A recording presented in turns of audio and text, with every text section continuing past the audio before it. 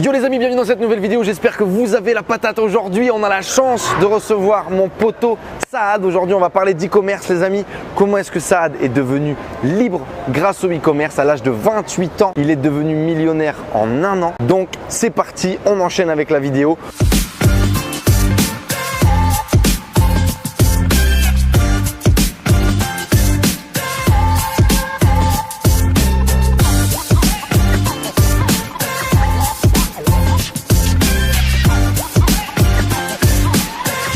Regardez, magie, j'ai amélioré mes petits skills, non pas de boxeur, mais de magicien. Saad apparaît.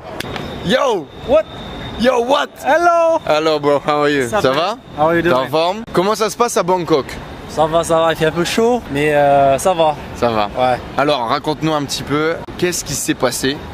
Bon, tu t'appelles Saad, exactement. t'as 28 ans, Exact, tu fais du e-commerce exactement. et t'es devenu millionnaire en un an. Un peu plus d'un an, je dirais 3 ans, Ouais. mais ça a explosé l'année dernière, en Et c'est 2017. en un an que tu as réussi à générer plus de 4 millions d'euros de chiffre d'affaires avec ton business. Exactement. Pour l'année 2017, j'ai réussi à générer 4 millions d'euros de chiffre d'affaires. Grâce Grâce, quel business model? grâce au dropshipping, exactement. Ouais. Ok. Tu vas nous en parler dans cette vidéo, Saad. Qu'est-ce qui s'est passé? Par quoi t'es démarré? Qu'est-ce que tu as fait? Qui tu es? Tu viens de petite ville marocaine. Tu vas nous en parler également un petit peu des conditions dans lesquelles tu t'es développé. Rapidement, pour revenir un peu, c'est quoi ton niveau d'études? Qu'est-ce que tu as fait? Est-ce que tu as créé un business dès le début? Est-ce que tu as été salarié? Comment ça s'est passé? Bon, alors je m'appelle Saad, comme tu as dit, ouais. J'ai 28 ans. Ouais, je viens du Maroc, je suis né au Maroc et j'habite au Maroc. J'ai un diplôme, j'ai un master en développement informatique. Ok. Après avoir obtenu mon diplôme, en fait j'ai eu les 6 mois de stage pré-embauche. Ok. Donc là c'est où je découvrais vraiment la vie en entreprise, etc. Ok. Et c'est là vraiment que j'ai su que c'était pas fait pour moi en fait. C'était vraiment la rat race, c'était la navette tous les jours. Au Maroc, je sais pas trop, j'ai du mal à voir. Est-ce qu'au Maroc, on a la même vision qu'on pourrait avoir en Europe ou en France, de devoir faire des grandes études, de devoir faire le métro, boulot, dodo, de reproduire un peu? J'ai aucune idée. Est-ce que c'est pareil? Est-ce que c'est pas pareil? Est-ce que c'est une vie différente? C'est exactement pareil. D'accord. C'est le rêve de tout parent au Maroc, c'est de voir leur fils finir les études, aller travailler dans une grande entreprise, Ok. etc. Donc, same. C'est La les mêmes parcours, ouais, les mêmes Ok. parcours. Mais voilà, dès le début, j'ai su que c'était pas fait pour moi en fait. Ok. Et comment ça se passe quand c'est pas fait pour toi au Maroc, justement? Donc voilà, il n'y a pas beaucoup de choix en fait au Maroc. Donc, et pour les parents, tout ça, c'est pas évident de leur dire je peux pas faire ça alors que c'est votre rêve, etc. Tu vois, donc Ok. c'est pas évident. Donc là, en parallèle, donc j'ai j'ai cherché des solutions pour générer des revenus, trouver de moi-même, tu vois. Donc, quand tu étais à l'école, En période de stage, de pré-embauche. 6 derniers mois de pré-embauche, Ouais, voilà. tu démarres le business en ligne. Exactement.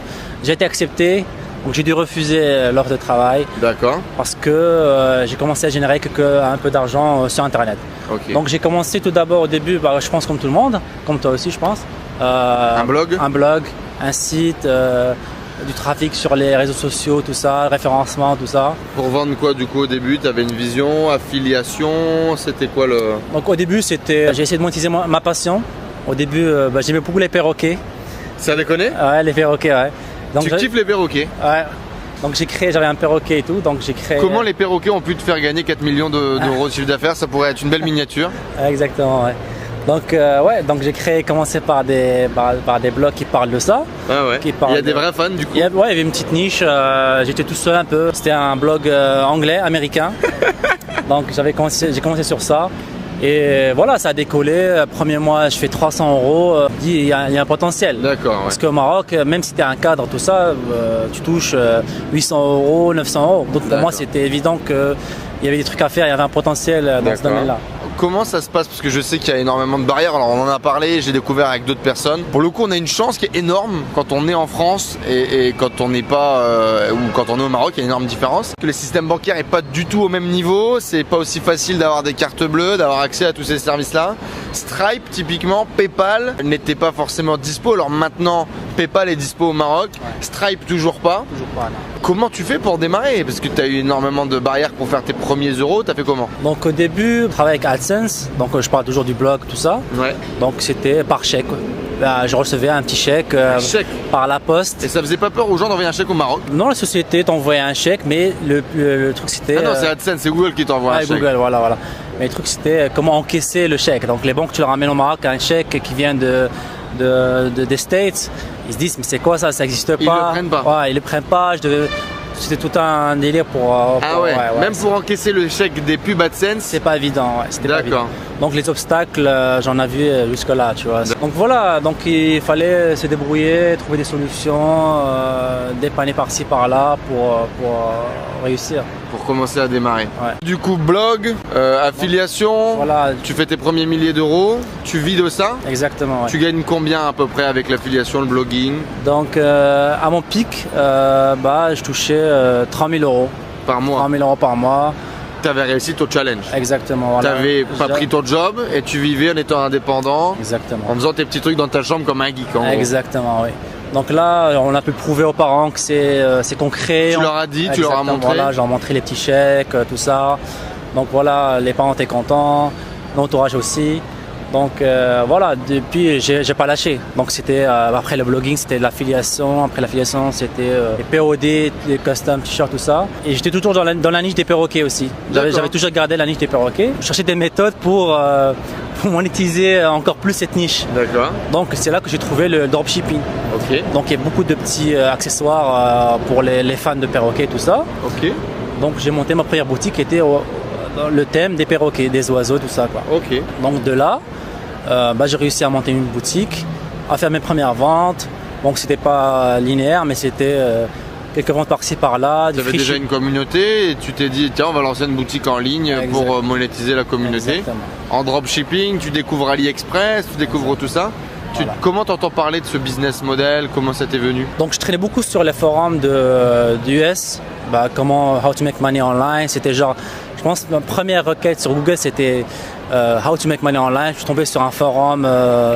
Genre Smart Passive Income, Pat Flynn, un truc comme ça. Hein. C'était Black Hat World, je sais pas si vous connaissez. Ouais. C'est un site très connu. Donc c'est là que j'ai vu le business model et j'ai trouvé ça intéressant et je me suis lancé. Donc à l'époque j'avais que PayPal parce qu'il n'y avait que PayPal au Maroc, donc pas Stripe, rien du tout. Mais j'ai quand même réussi à faire des ventes, donc réaliser qu'on pouvait faire de l'argent avec ce business model là. D'accord, donc là tu découvres que c'est possible et tu décides de te mettre à 200% là-dessus ou tu restes tranquille avec les perroquets, ça fait des ventes, ça se développe, comment ça se passe ton évolution? Donc voilà, après quelques mois sur ma boutique sur les perroquets, il n'y avait pas beaucoup de produits en fait, même s'il y avait quelques produits, mais il n'y avait pas des gros produits qui pouvaient vraiment faire exploser le chiffre d'affaires de la boutique. Donc je me suis dit pourquoi pas tester d'autres niches. Ok. Donc c'est là que j'ai commencé à varier mes stores, tout ça. Début 2017, j'ai lancé une boutique généraliste. Et là que j'ai vu le vrai potentiel du e-commerce et du dropshipping. D'accord. Avant ça, du coup, tu étais monté à combien avec le e-commerce, avec le dropshipping avant de partir sur du généraliste? Tu avais réussi à faire quoi comme plus beau résultat? Donc je dirais en moyenne, je tournais vers 1000 euros par jour. 1000 euros par jour avec plusieurs boutiques? Ouais, plusieurs boutiques en chiffre d'affaires. Ouais. Trafic, acquisition sur Facebook principalement? À l'époque, je faisais beaucoup d'organique parce que j'avais pas mal de pages Facebook, des emails, tout ça. Donc j'ai beaucoup de trafic organique. Et c'est qu'au début de l'année 2017 que je suis intéressé au trafic payant, Facebook, Google, tout ça. Qu'est-ce qui s'est passé du coup? 2017, ça a été une grande année pour toi, une année du changement. Tu avais déjà la vie que tu voulais, j'imagine, au Maroc avec 1000 euros de chiffre d'affaires par jour, même 300 ou 350 euros, 400 euros de chiffre de bénéfices par jour. Tu devais très bien vivre, tu devais avoir une vie bien plus que ce que tu avais pu rêver ou imaginer. Qu'est-ce qui s'est passé en 2017? Exactement, comme tu as dit, en 2017, je faisais le salaire de mon père en une journée. Donc ce qui n'est pas rien, quoi. Donc ouais. Tu viens d'une famille moyenne au Maroc? Ouais, mon père c'est un cadre dans le gouvernement, donc c'est une famille modeste, c'est rien de spécial. Donc c'est très intéressant, c'était une nouvelle vie qui commençait en 2017. Ok. Et je crois avant 2017, je suis jamais sorti du Maroc, je crois, à part une fois en France pour visiter un peu la famille. Et là, en une année, j'ai pu visiter, je crois, 8 pays, 3 continents. Baladeur en business, monsieur, hein? Le changement, il y a un petit changement, ouais. Et donc ce changement, qu'est-ce qui s'est passé? Ce qui s'est passé, j'ai lancé une boutique, je me suis intéressé au trafic payant. me suis formé sur le dropshipping. Je me suis lancé dans l'e-commerce à l'échelle, à la grande échelle. Ok. Donc c'est là. Genre tu faisais du coup à plus ou moins 1000 euros par jour et tu t'es dit ok, comment est-ce qu'on fait 10 000 quoi. Voilà, exactement. Et tu t'es dit je vais y arriver. Ouais, exactement. Enfin, je sais pas, 1000 euros par jour c'était pas suffisant, t'avais d'autres objectifs, t'avais d'autres envies. Yo, donc les amis, logiquement, ça a coupé, on est revenu, on est de retour. Tu disais que ça a commencé à développer quand tu as rejoint des masterminds online. Raconte-nous un petit peu tout ça. Donc c'était des petits groupes de e-commerçants aussi. On faisait à peu près les mêmes chiffres, donc on se motivait entre nous, tout ça. Donc au début j'étais solo, vraiment solo, j'avais pas d'équipe, j'avais personne avec qui échanger, partager mes résultats, etc. Donc dès qu'on a fait ce petit groupe-là, on se motivait entre nous, on se donnait des objectifs, des paliers, etc. Donc là c'est venu automatiquement, on se motivait. Donc, et c'est là, quelques membres du groupe ont fait plusieurs chiffres, donc je me suis dit pourquoi pas moi aussi. D'accord. Pourquoi pas faire plus, etc. C'est comme ça que je me suis motivé à faire plus à travailler plus et à faire plus de chiffres. Ouais. D'accord, tu avais un objectif financier, tu avais un objectif de vie. C'était comment est-ce que tu définissais tes paliers et comment tu as avancé? Parce que le groupe, j'imagine que tu l'as trouvé sur les forums, sur les groupes, ok. Et donc après, comment tu définissais un peu toi ta croissance finalement? Tu t'es dit je vais faire 1 million? Tu t'es dit je vais être millionnaire? Non, je te cache pas que c'était quelque chose, même dans les rêves les plus fous, mais je n'allais pas faire 1 million, rien qu'un million, tu vois. Alors faire un 4 millions en un an, c'est vraiment un truc. Et qu'est-ce qui s'est passé alors? Tu lances cette boutique généraliste? C'est un momentum en fait, c'est un momentum, c'est du travail en fait. J'étais focus pendant une année, comme je t'ai dit la dernière fois, une année, je suis pas sorti de mon bureau, j'ai loué un petit bureau au Maroc pour avoir mon ordi, ma connexion internet et mes amis dans le mastermind. 15 mètres carrés bossé. Exactement en fait. En fait c'était limite, je m'intéressais même pas aux chiffres que je faisais, c'est limite travailler, faire des ventes, améliorer ma boutique, améliorer mon temps de conversion, améliorer mon panier. Donc tout ça, voilà, c'était momentum. Tous les jours, travailler, se former, former, appliquer, tu vois. Et c'était ma routine tous les jours pendant un an. Et comment ça s'est passé alors? Ça a été progressif, ça a été d'un coup Ouais, c'était d'un coup, c'était progressif plutôt. Et ça a explosé un petit peu dans cette période-là, la période de Noël, tout ça, des vacances, tout ça. Donc c'est là que je crois en 2 mois et demi, j'ai dû faire 1,5 million de chiffre d'affaires. Ouais. Et là, qu'est-ce qui se passe? Là, c'est la joie, le rêve. Tu comprends? Enfin, c'est maîtrisé. Je veux dire, tu poses des actions pour avoir les résultats ou tu as l'impression qu'il y a un toucher divin, tu vois, qui a fait que ça a pris. Est-ce que tu te réalises déjà sur le moment même que… Non. J'ai pris beaucoup de temps pour réaliser les chiffres que j'ai fait, etc. Ouais. Comme je t'ai dit au début, j'étais vraiment un petit peu isolé, donc je pouvais pas me comparer, voir ce qui s'est passé. Je pensais que, je pensais que c'est une opportunité et je devais travailler à fond pour en profiter et réaliser le maximum possible. D'accord. Tu te dis que ça va disparaître demain peut-être, donc il faut faire le maximum. En fait, avant, un truc que je m'approche, c'est que j'ai raté beaucoup d'occasions. J'en profitais pas au maximum. D'accord. Par exemple, je bougeais d'un truc à l'autre. Ouais, tu papillonnais quoi. Ouais, voilà. Un peu partout. Exactement. Je fais du blogging, affiliation, machin. Et genre 1 an plus tard, on se disait en fait, le blogging c'était bien, mais j'ai pas pu en profiter au maximum. Ouais, donc je me dis dropshipping, l'e-commerce, je vais me concentrer à 100% dessus. D'accord. Et maîtriser ce domaine-là à 100%. Ouais. D'accord. Et donc cette explosion, comment est-ce que tu l'as vécu du coup d'un point de vue business? Ça a été un winner, ça a été 2 winners, ça a été toute la boutique qui s'est développée, ça a été la pub Facebook qui vraiment t'a fait la diff. Comment t'as vécu ça? En fait, j'ai pas eu plusieurs winners, j'ai pas eu un seul winner, j'ai eu plusieurs mini winners. Donc un mini winner, c'est un produit qui m'a fait par exemple 6 chiffres, 100 000, 200 000 par exemple. De chiffre d'affaires, uniquement un produit. Donc j'ai eu plusieurs produits qui faisaient 200 000. Comment ça se passe ça? On en entend des histoires comme ça, j'en ai connu une et demie moi de mon côté, mais pour les gens qui n'ont pas encore, ils entendent parler de winner partout, ça se passe comment? Tu trouves un produit miracle dans une boîte de Pandore, qu'est-ce qui se passe? En fait, c'est simplement de la recherche. C'est de la recherche, c'est de l'étude du marché, c'est trouver une niche, trouver un besoin et essayer de résoudre ce besoin, essayer de résoudre un problème. Donc c'est de l'étude tout simplement. Tous les jours, il y a des winners tous les jours, donc il faut juste faire un peu de recherche, tout ça et trouver le... Et une fois que tu testes ce produit, du coup, comme des dizaines d'autres, celui-là par contre, il va se passer quelque chose de différent, c'est ça? Exactement, ouais. Et ce qui est beau avec le dropshipping, c'est en fait, on a besoin d'un seul produit pour carrément changer d'un peu de vie, quand même, changer de vie. Parce que tu dis, il y a des produits qui ont fait 100 000, 200 000 euros. Exactement, c'est un business. Si tu fais 100 000, une société qui fait 100 000 de chiffre d'affaires par an, c'est pas mal. C'est pas mal déjà, tu vois. Donc voilà, c'est ça le potentiel du dropshipping. C'est pour ça que j'aime bien beaucoup ce modèle-là. Comment ça s'est passé, toi, alors? 4 millions de chiffre d'affaires, c'est énorme, t'en as très peu qui font des chiffres aussi importants que ça. C'est quoi? C'est des winners qui se sont affilés? C'est quand t'en as trouvé un, t'en as trouvé 10? Voilà, en fait. T'as compris? Il y a une formule magique que t'as compris que les autres n'ont pas compris? Comment ça se passe? Je crois une des choses que j'ai bien fait, c'est j'ai toujours réinvesti mes bénéfices. J'ai jamais pris mes bénéfices. En fait, je vivais tout le temps avec un niveau très bas. Toujours dans ta chambre de 15 mètres carrés, quoi. Exactement. Même resto, même bouffe, même tout ça, pareil, ça n'a rien changé pendant un an. J'ai pas changé de lifestyle. Donc après, t'as changé par contre. Hein. Le lounge business, Emirates, tout ça. Mais pendant un an, rien. On m'a dit qu'il faut se récompenser. Donc tu t'es récompensé après. Voilà, mais pendant un an, rien, t'as continué focus. Réinvestissement, apprentissage tous les jours et travail tous les jours. Ouais. Donc, ce qui m'a permis de construire un momentum et de faire 4 millions. D'accord.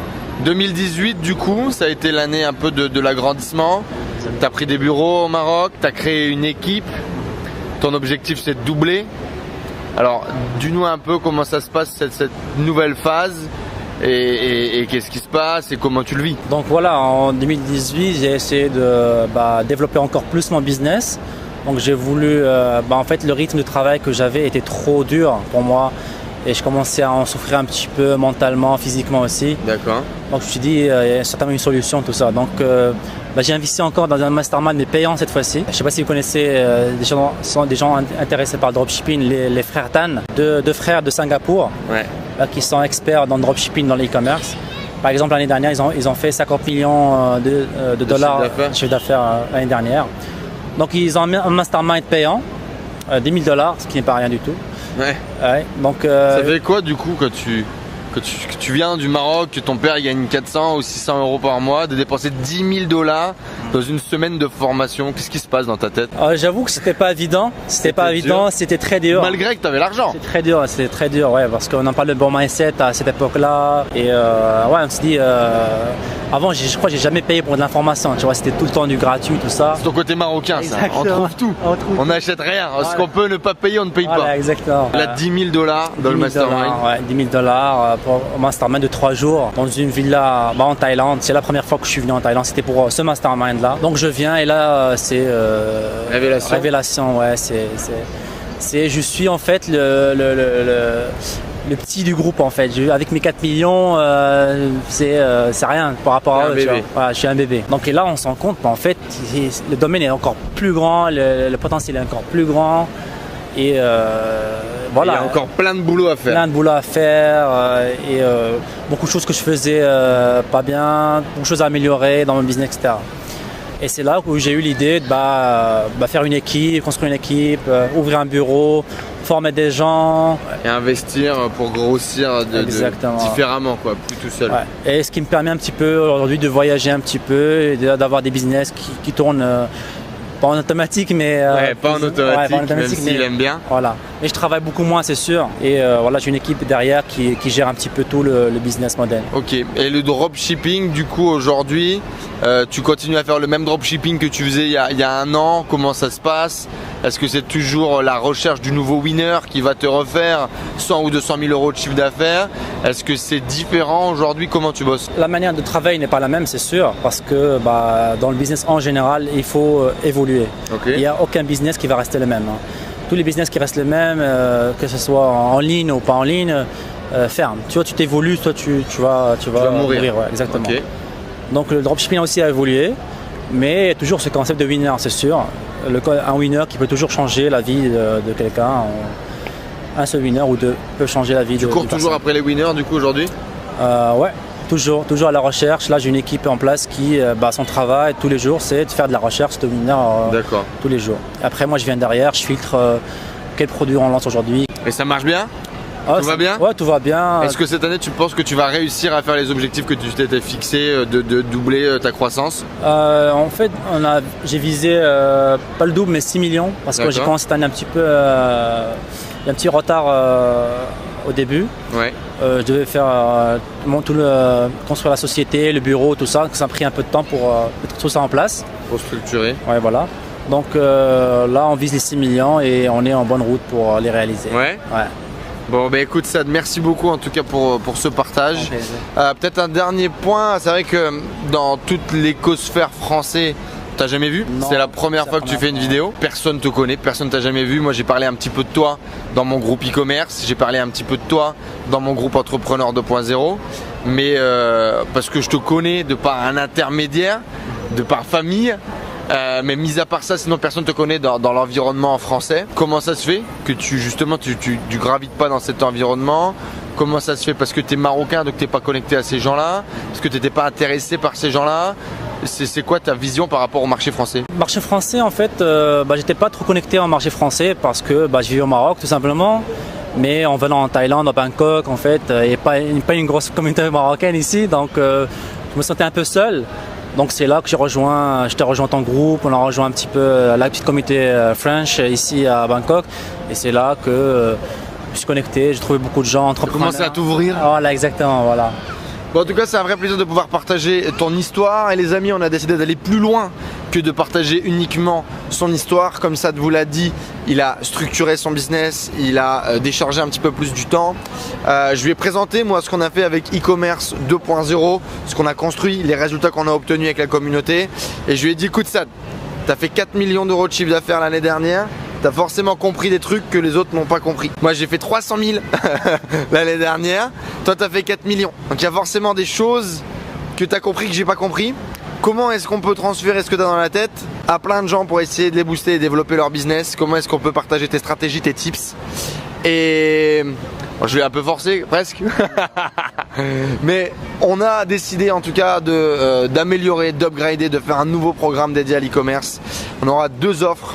On aura une offre de mastermind où on accompagne et on suit les sites tous les mois, et on aura une offre de formation complète, donc grosso modo démarrage, les premiers euros, découverte du business model de l'e-commerce, découverte du business model du dropshipping comme Saad a pu le faire il y a 2 ans, et puis on fait les premiers euros, on fait les premiers 200 euros, les 500, les 1000 euros, et après vous irez où vous voulez avec la réussite et avec la publicité, le scaling, le winner que vous trouverez. Mais donc voilà, on a lancé ce programme e-commerce, enfin en tout cas on a lancé au moment où vous allez voir cette vidéo, c'est quasiment sûr. Allez voir dans la description juste en dessous, vous aurez plus d'informations si vous êtes intéressé de travailler avec Saad et avec moi sur le développement de votre business en ligne, sur le développement de votre liberté, grosso modo c'est ça. Parce que aujourd'hui, qu'est-ce que tu te dirais que ça t'a apporté?